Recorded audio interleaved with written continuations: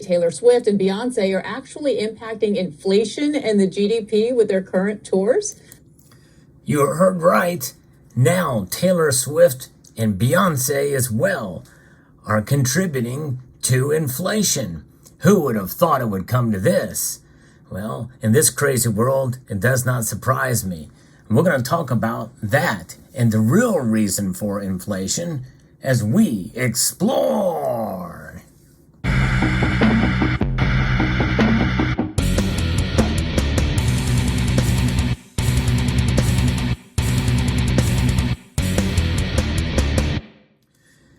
We're also going to talk about how you can protect yourself against inflation in this video. But this is largely a story that's talking a little bit about the dynamics and what makes up inflation as opposed to other things. This isn't a piece from the Washington Examiner that I'm going to be quoting from, author John Miltimore. I think this is a great article that talks a little bit about what's going on here. But first, before we get into the fundamentals, let's continue to listen to this CNN piece about tourflation, is what they're referring to it, a report on tourflation.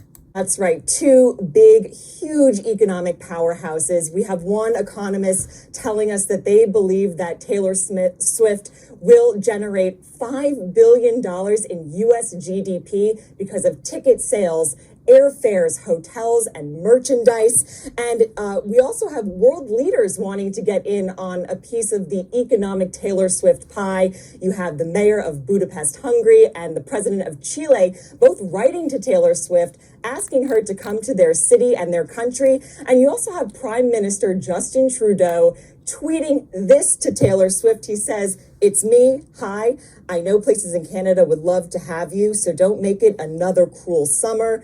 We hope to see you soon." And Taylor Swift adding Toronto to her tour list. And we cannot forget Beyonce. She has done in the past, historically, $767 million in terms of money coming in from her world tours. This tour is expected to do just as well, if not more. And on the inflation front, though, Beyonce has caused a little bit of a stir when she launched her world tour in Stockholm, Sweden. The country was feeling high inflation. Economists were hoping to see it dip in the month of May. Beyonce had other plans when she came. So there's that. So again, blaming Beyonce and Taylor Swift. And I'll give you another example here.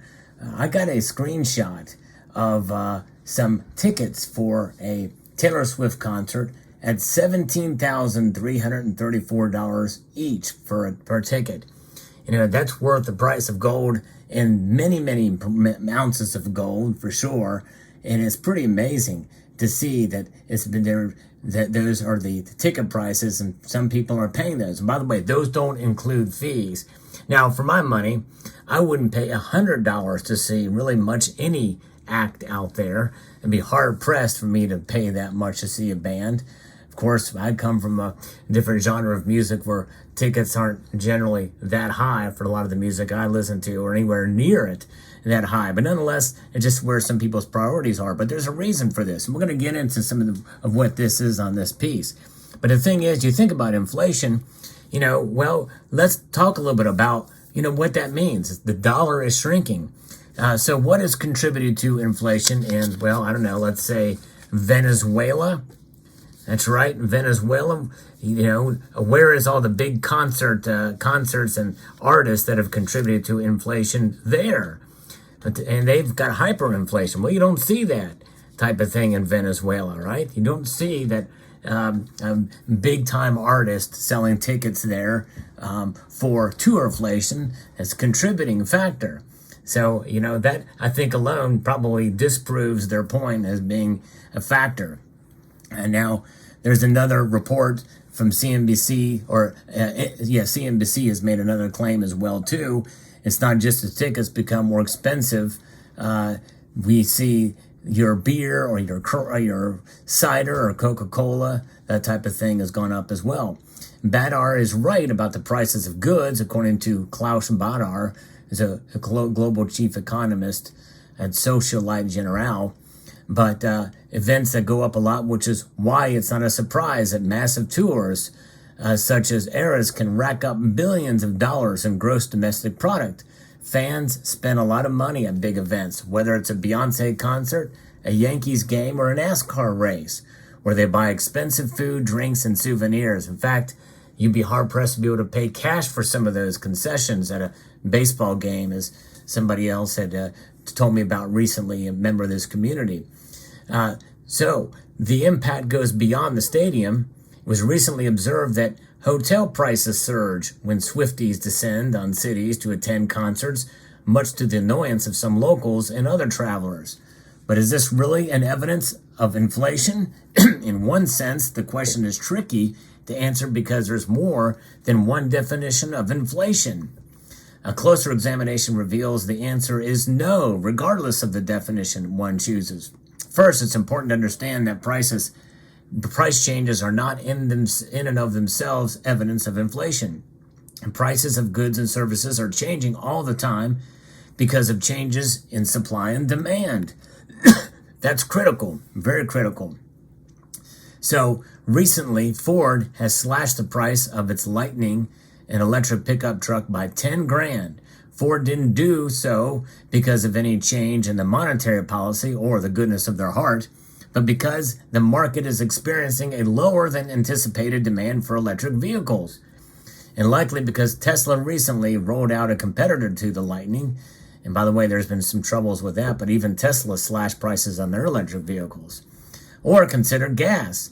Prices are constantly changing, and usually these changes have little or nothing to do with inflation and much to do with supply and demand of both gasoline and oil, such as when Saudi Arabia recently announced it would cut oil production by 500,000 barrels a day. And by the way, a lot of that stuff, we're getting punished by the Saudis because, well, we're now back to being dependent on them again. And that's a crying shame. And I think that's part of the reason why you don't see some of these numbers in the consumer price index. But the thing is consumer price index is something that should look at trends over time in the 12 districts, the 12 Federal Reserve districts where it's calculated. The point is higher prices don't necessarily mean inflation.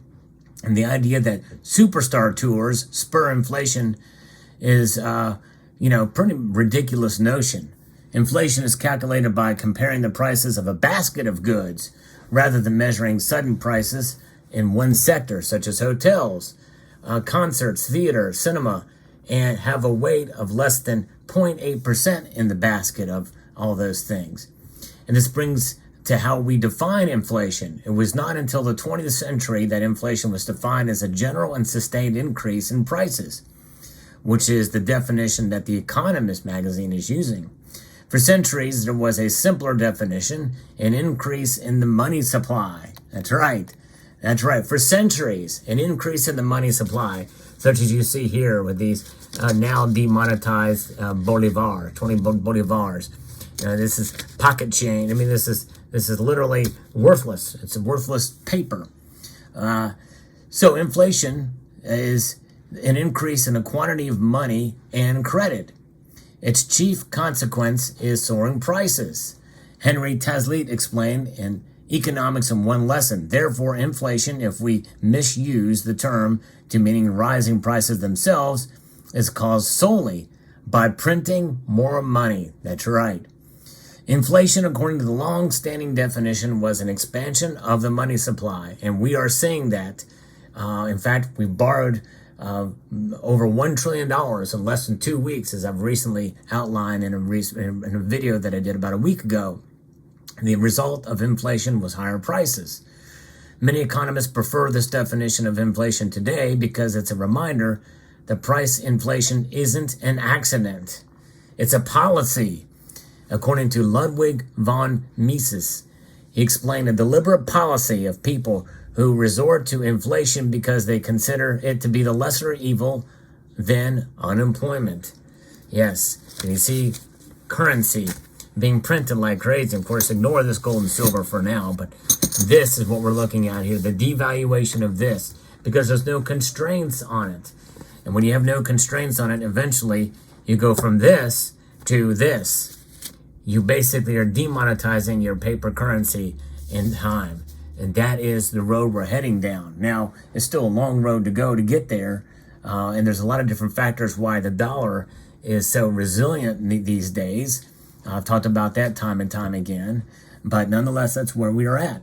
We can, of course, see why so many politicians and policymakers don't like how Hazlitt and Mises define inflation and why they favor the newer definition.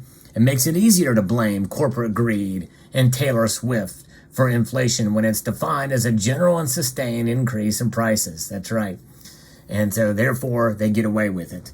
In reality, basic economics makes it clear that the $6.5 trillion of deficit the Federal Reserve has printed over 2 years is the real inflation culprit. In fact, if you look at the Federal Reserve, the Fed chart of the M2 money supply, you will see that indeed they are tightening, but they're tightening by a very small measure.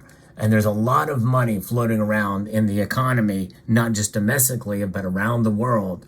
And that if all those dollars were to come rushing back into the United States, watch out, it's hyperinflation time. But what can they not do? What can they not increase ad nauseum like they do with the money supply? By the way, they aren't just printing more of these. No, most of it is being digitized. That's right. It makes it even easier. They don't have to worry and wait for the printing presses. But when you hold on to these, gold and silver, over the course of time, you will see an increase in your wealth. In other words, you are transferring devalued dollars into sustained valued gold and silver coins or bars or rounds. Now, they're sustained their value in spite of a fluctuating price. Now, silver, especially compared to gold, is much more volatile because it's also an industrial metal. In fact, it's largely an industrial metal compared to it being, seen as a monetary metal. Gold, however, has staying power in that regard, so its price fluctuates much less. However, its price does and is affected by the strength of the dollar that's below it. But in the end, we know how this does complete itself, because fiat currencies ultimately die. And again, I'm not saying that the dollar is going to die anytime soon, but the dollar's hegemony certainly is limited. It does have an expiration date. We just don't know when that is. We play our cards wrong, and we are doing that in mass right now. It could end sooner than later. But nonetheless, we hold on to gold and silver, and who knows, maybe a Taylor Swift ticket will one day be worth less than an ounce of gold. We'll see. But nonetheless, let me know what your thoughts are in the comment section down below. I hope you found this video informative, insightful, and educational. I want to extend a multitude of gratitude to you all for watching, and I want to encourage you to please rate, share, comment, and subscribe.